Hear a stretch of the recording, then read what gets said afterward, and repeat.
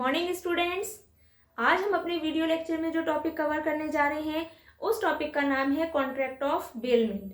Contract of bailment Indian contract act 1872 के section 148 में cover होता है। और इस टॉपिक को स्टार्ट करने से पहले मैं आपको एक कहानी सुनाती हूँ, जिसके बाद हम ये टॉपिक और अच्छे से समझ जाएंगे। तो क्या होता है कि सपोज करिए कि मेरे पास एक कार है और मेरा एक फ्रेंड है, उसको कार की ज़रूरत है, उसको कहीं बाहर जाना है, इमरजेंसी है उसके पास। वो मेरे पास आता है और वो मुझसे बोलता है कि यार मुझे अपनी कार की कीज दे दो, मेरे को ज़रा 2-3 दिन के लिए बाहर जाना है, बहुत इमरजेंसी है और मैं वापस आकर के तुम्हारी कार तुमको रिटर्न कर दूंगा। ठीक है, तो अब मैंने क्या किया, उसके रिक्वेस्ट पे मैंने अपनी कार की कीज उसको दी और वो उसको लेकर के गया और अपना गोल अकम्प्लिश किया। उसने उसको जहाँ जाना था, उसकी जो इमरजेंसी थी, उसने वो अपनी की, वो वहाँ गया, अपना गोल अकम्प्लिश किया और उसके बाद वापस आकर के उसने वो मेरी कार की कीज मुझको वापस रिटर्न कर दी। ठीक है, तो ये जो पूरी एक्ट हुआ या जो पूरी एक्टिविटी हुई जिसमें मैंने अपनी गाड़ी की चाबियां अपने फ्रेंड को हैंड ओवर की, उसने अपना गोल अकम्प्लिश किया, अपना पर्पस सॉल्व किया और पर्पस सॉल्व करने के बाद उसने वो कीज आकर के मुझे वापस रिटर्न कर दी। ठीक है, और रिटर्न करने के बाद वो चला गया। तो ये जो एक्चुअल में एक्टिविटी हुई यही कॉन्ट्रैक्ट ऑफ बेलमेंट था। क्या था? Contract of bailment. देखिए स्टूडेंट्स, हम कई बार अपनी लाइफ में कॉन्ट्रैक्ट ऑफ बेलमेंट बनाते हैं, लेकिन हमें एक्चुअल में पता ही नहीं चलता कि हमने कॉन्ट्रैक्ट ऑफ बेलमेंट बना लिया है किसी के साथ। देखिए क्या है, 2 स्टूडेंट हैं, क्लास में पढ़ाई कर रहे हैं, साथ में एक सीट पर बैठे हुए हैं। एक का पेन खत्म हो जाता है, उसकी रिफिल खत्म हो जाती है, तो वो अपने फ्रेंड से कहता है कि मुझे ब्लू पेन दे दो, तो उसको ब्लू पेन दे देता है। तो उसके फ्रेंड ने जो उसको पेन दिया, ब्लू पेन, काम करने के लिए, उसकी मैम काम करा रही है, उसको काम करने के लिए उसको पेन दिया और जब उसका पर्पस सॉल्व हो गया, उसने पर्पस सॉल्व करने के बाद उसका पेन रिटर्न कर दिया। तो ये भी क्या था? कॉन्ट्रैक्ट ऑफ बेलमेंट का ही एक पार्ट था। ऐसे ही कई बार हम क्या करते हैं, कोई भी चीज़ की अगर हमें ज़रूरत पड़ती है, न्यूज़पेपर की ज़रूरत पड़ी, हमने अपने पड़ोसी से मांग लिया, हमने न्यूज़पेपर पढ़ा और उसको वापस कर दिया। ठीक है, और कई बार आप लोगों ने देखा होगा कि हम मार्केट जाते हैं तो हम अनस्टिच कपड़ा लेकर आते हैं, मतलब कपड़े का थान लेकर आते हैं या बिना सिला हुआ कपड़ा लेकर आते हैं, पैंट शर्ट का, सूट का, किसी भी चीज़ का। तो वो हम लेकर जाते हैं टेलर के पास और टेलर को वो हम कपड़ा हैंड ओवर करते हैं। हैंड ओवर करने के बाद उसको बोलते हैं कि भैया ये हमारी पैंट शर्ट बना देना और 3-4 दिन के बाद हमें दे देना। तो वो कहता है ठीक है बाबूजी, आप छोड़ जाइए, हम आपको 3-4 दिन में सिल के दे देंगे। तो वो हमसे पैसा लेता है, हमसे चार्ज लेता है और हमारा कपड़ा सिल करके हमें वापस कर देता है। ये भी क्या था? कॉन्ट्रैक्ट ऑफ बेलमेंट ही था।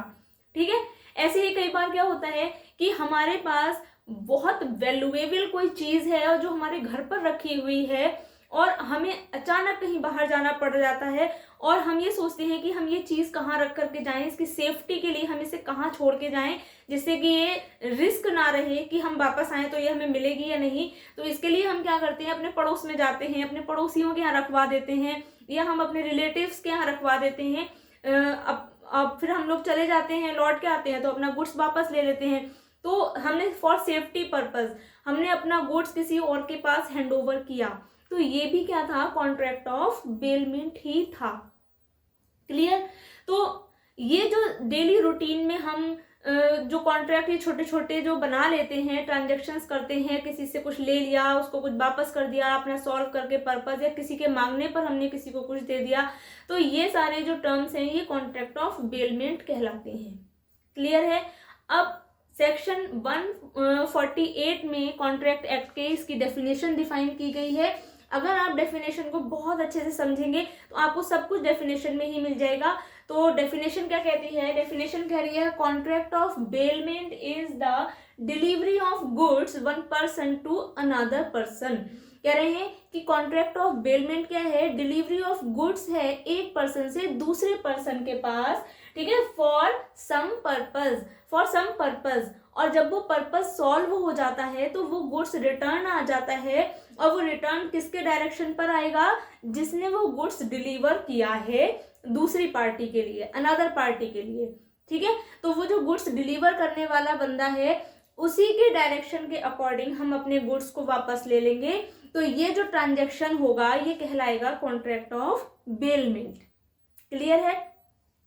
ध्यान रखने वाली चीज जो बहुत ही माइनर सी चीज है, देखिए बच्चों, एक टर्म होती है सेल और एक होता है बेलमेंट, ठीक है। अब इन दोनों में थोड़ा सा डिफरेंस है, बहुत ही थोड़ा सा डिफरेंस है।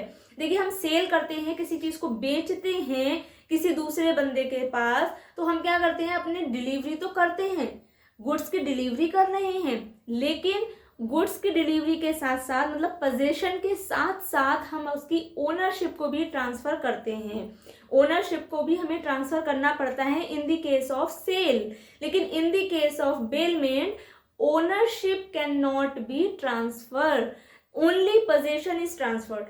सिर्फ क्या होगा, हक हम ट्रांसफर करेंगे उस चीज को यूज करने का, ठीक है, फॉर द सम पर्पस, वो भी पर्पस के लिए। जब पर्पस सॉल्व हो जाएगा तो हम उसको वापस कर देंगे, रिटर्न कर देंगे। लेकिन सेल के केस में ऐसा नहीं होता है। अगर हम किसी चीज को सेल कर चुके हैं तो वो बंदा उस गुड्स को अपने पास ही रखेगा। क्यों? क्योंकि उसके पास उसका पोजीशन भी है और उसके पास उसका ओनरशिप भी है। लेकिन कॉन्ट्रैक्ट ऑफ बेलमेंट में पोजीशन तो होता है लेकिन ओनरशिप नहीं होती है, ठीक है, ये याद रखना। तो सबसे मेन एलिमेंट है बेलमेंट कॉन्ट्रैक्ट का कि इसमें सिर्फ पोजीशन ट्रांसफर होगी फॉर सम पर्पस, लेकिन ओनरशिप ट्रांसफर नहीं होगी, ठीक है। जैसे मैंने आपको बताया था, मैंने अपनी कार की चाबी अपने फ्रेंड को दी, तो मैंने उसको उस गाड़ी का 2-3 दिन के लिए पोजीशन दिया कि भैया तुम ले जाओ, तुम्हें जहां जाना है वहां हो आओ और हो करके आना और वापस कर देना। यानी कि मालिकाना हक, जो ओनरशिप थी वो मेरे ही पास है, ठीक है। मैंने उसको 2-3 दिन के लिए उसका पोजीशन दिया था, वो उसको यूज कर सकता है, ले जा सकता है, अपना पर्पस सॉल्व कर सकता है, लेकिन उसको रिटर्न करके वापस मुझे ही देना पड़ेगा। क्लियर है। तो ये कॉन्ट्रैक्ट ऑफ बेलमेंट था। अब इस कॉन्ट्रैक्ट ऑफ बेलमेंट में 2 पार्टीज होती हैं। कितनी पार्टीज होती हैं? There are 2 parties in the contract of bailment, one is bailor and second one is bailee, ठीक है, बेलर एंड बेली। तो बेलर, हु इज बेलर? तो बेलर कौन होता है? The person who delivering the goods, the person who delivering the goods, यानी कि वो पर्सन जो गुड्स को डिलीवर कर रहा है अपने पास से दूसरे पर्सन के पास, ठीक है। तो वो पर्सन कहलाएगा बेलर। और बेली कौन कहलाएगा?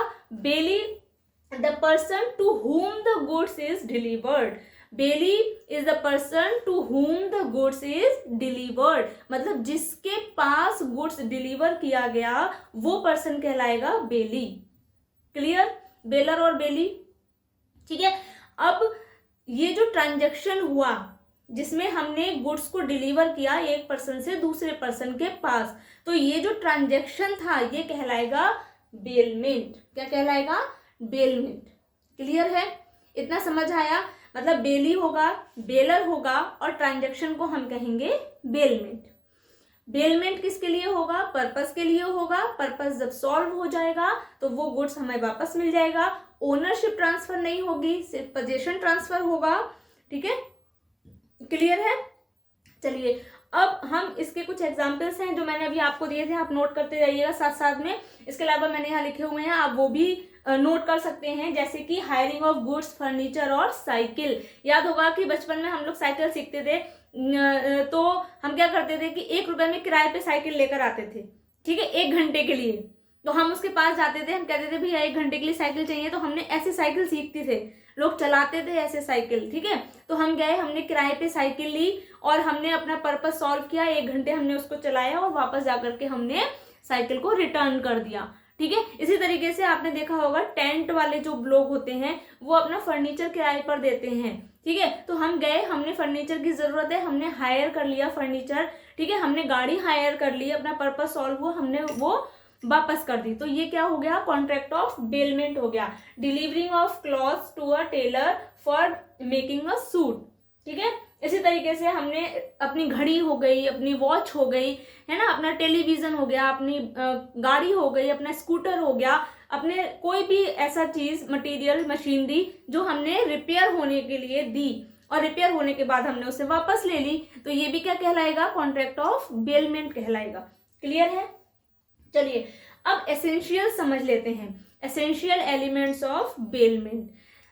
मैंने आपसे बताया था कि आप अगर डेफिनेशन को सही से पढ़ेंगे तो आपको सब कुछ उसी में मिल जाना है। एसेंशियल एलिमेंट्स भी आपको डेफिनेशन में ही मिल जाने हैं। क्या पहला एलिमेंट क्या है? एसेंशियल एलिमेंट कि इसमें डिलीवरी ऑफ गुड्स हो रही है, ठीक है, वन पर्सन से अनदर पर्सन। पहली लाइन हमने पढ़ी कि delivery of goods one person to another person. तो जो डिलीवरी ऑफ गुड्स है वो किसकी होगी? मूवेबल गुड्स की होगी। किसकी होगी? मूवेबल गुड्स, यानी कि वो गुड्स जो एक जगह से दूसरी जगह मूव कर सकते हैं, हम उन्हीं की डिलीवरी कर सकते हैं, ठीक है। इमूवेबल प्रॉपर्टी, इमूवेबल गुड्स जो मूव नहीं कर सकते एक जगह से दूसरी जगह, हम उनका बेलमेंट का कॉन्ट्रैक्ट नहीं बना सकते, ठीक है। तो यहाँ पर जो डिलीवरी ऑफ गुड्स होगी वो वन पर्सन टू अनदर उन्हीं गुड्स की होगी जो मूवेबल गुड्स होंगे। तो पहला एलिमेंट क्या हुआ बच्चों? Delivery of movable goods by one person to another. Second elements, goods are delivered for some purpose. Goods are delivered for some purpose. Purpose याद रखना है, पर्पज सॉल्व होने के बाद, पर्पज के लिए ही हमें देना है, पर्पज सॉल्व होने के बाद वो गुड्स हमें वापस ले लेना है, ठीक है। तो थर्ड एलिमेंट क्या होगा? There is a condition. यहाँ पर एक कंडीशन ये लगी है कि जो पर्पज है उसको सॉल्व करने के बाद गुड्स रिटर्न करना पड़ेगा। किसके डायरेक्शन पर? बेलर के डायरेक्शन पर। बेलर कौन था?